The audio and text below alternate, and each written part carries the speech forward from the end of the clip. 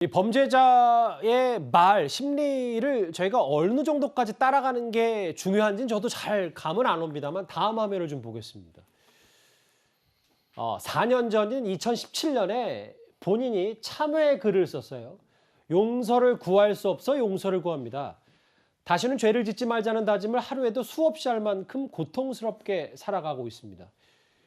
이거를 승현님 이중성이라고 봐야 되는지 아니면 4년 전에는 정말 저 강모 씨도 이런 생각을 가졌었던 건지 어떤 걸까요? 2017년 시점을 조금 저희들이 고민해 봐야 되는데 사실 그 시점에 저런 글을 적어야 그 뒤에 있는 형량이나 가출소 같은 게 충분히 가능했다라고 보입니다. 사실 지금 나오는 이 사람 뒤에 있는 형기뿐만 아니라 보호 감호가 일정 부분 남아 있었기 때문에 예. 그 보호 감호를 통해서 가출소를 하기 위해서는 최대한 선량한 사람, 최대한 재범을 일으키지 않을 수 있는 사람이라는 걸 이야기를 해야 되고 저 교정 홍보물 이름이 새 길입니다. 새로운 길을 가는 건데 맞네요. 저 길에 용서를 구할 수 없어 용서를 한다는 저 사람의 말 우리가 과연 어떻게 받아들여야 할지 정말 많은 국민들이 공분할 수밖에 없다 이렇게 말씀드리겠습니다. 그러면 앞으로도 추가 범행을 어느 정도 본인은 마음을 먹고 상당히 주도 면밀하게 전략적으로 글을 쓴 측면도 분명히 있다는 겁니까? 그 사후적인 범죄는 잘 모르겠지만 적어도 빨리 교정시설에서 나오고 싶고 지금 형기가 마치고 난 다음에 있는 보호감호 그 형량은 살기 싫다. 그 보호감호는 받기 싫었다라는 마음은 분명히 담겨져 있다라는 말씀드리겠습니다.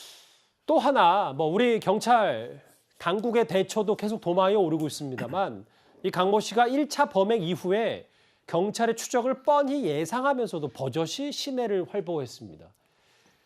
서울역 인근에 도착한 게 8월 29일 아침이고 경찰이 강모 씨에게 강모 씨 차량에 접근했고 경찰을 보고 도주했는데 그리고 다음날 새벽에 이 두 번째 피해자가 살해됐습니다. 네.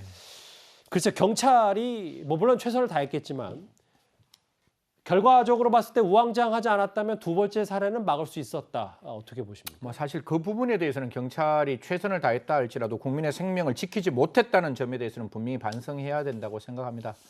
저희들이 타임템으로 봐서 알 수 있듯이 8월 28일 날 오전 9시 9분에 분명히 서울역에 도착했고 그 사이에 경찰들이 강 씨를 잡을 수 있는 그 기회가 있었음에도 불구하고 놓쳤다. 그리고 다른 피해자가 29일 새벽 3시경에 나타났다면 저 순간에 조금이라도 제대로 된 수사를 했으면 어땠을까. 경찰의 입장에서는 분명히 최선을 다했다라고 이야기하지만 생명을 지키지 못했다는 점에 대해서는 뼈아픈 반성을 해야 된다라는 말씀드리겠습니다. 또 하나요. 계속 시간을 되짚어보게 되는데 다음 화면도 좀 같이 만나볼까요?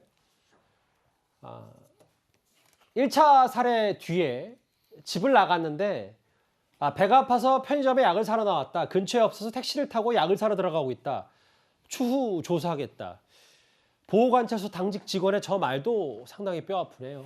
사실 그렇습니다. 저 순간이 지금 한 피해자가 사망을 하고 난 다음에 나와 있던 시점이고 저 시점을 고려한다면 분명히 또 다른 증거인멸의 그 모습들이 보이고 있음에도 불구하고 사실 저 부분은 저도 이제 전자감독을 하고 있는 분들과 많이 만나고 저희 회사와 같이 이야기를 하고 있는데 사실 잠시 그 상황이 벗어났을 때 당사자가 설득력 있는 이야기를 하는 거잖아요. 배가 아파서 편의점에 나왔다. 그러면 다음 날 분명히 돌려보내고 난 다음에 확인을 해야 돼요. 그 사람을 불러서 분명히 확인하는 절차가 있음에도 불구하고 그 확인 절차가 과연 있었는지 그리고 그 과정에서 혹시 미흡한 점은 없었는지 분명히 되짚어 봐야 한다라는 말씀드리겠습니다.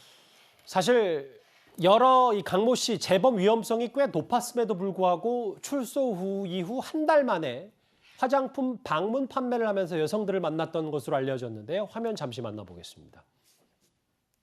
화장품 한다고 하더라고요. 근데 바르면 주름이 쫙 퍼진 데는 어쩐 데는 나한테도 차라는 식으로 얘기해서 보여주면서 이거 봐요. 이렇게 빨갛게 돼가지고 잠도 한쪽으로 못 잔다고 그러더라고. 이게 쪼이니까 이게 여기가 빨갛게 되잖아요.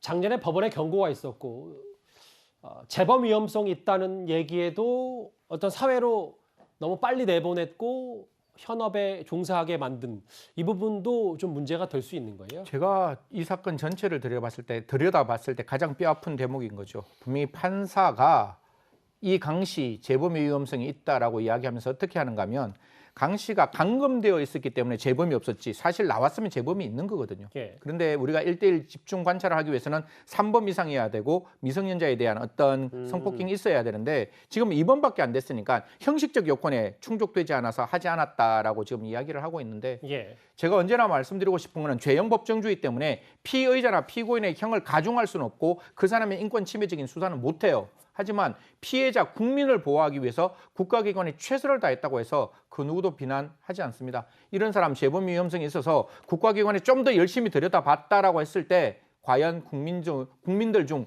누가 이 보호관찰관을 비난했겠습니까? 그래서 요건에 되지 않는다고 안 하는 게 아니라 그 판사의 엄혹한 질책, 분명히 재범의 위험성이 있다고 말을 했다면 좀 그 부분을 들여다봤으면 좋겠고 또 교정교화위원께서 이분을 방문 판매업 알겠습니다. 소개를 시켰다는데 저는 그 부분은 되게 좀 부적절했다라고 생각합니다. 이 사람이 죄명 알고 있었을 텐데 예. 그게 화장품을 파는 곳이었다면 분명히 여성들과 같이 있을 수 있는 가능성 분명히 알겠습니다. 있거든요. 좀 위험했다라는 말씀 드리겠습니다. 오늘 영장 실질 심사 때 발차기까지 한 이 전자발찌범 얘기 정리해봤습니다.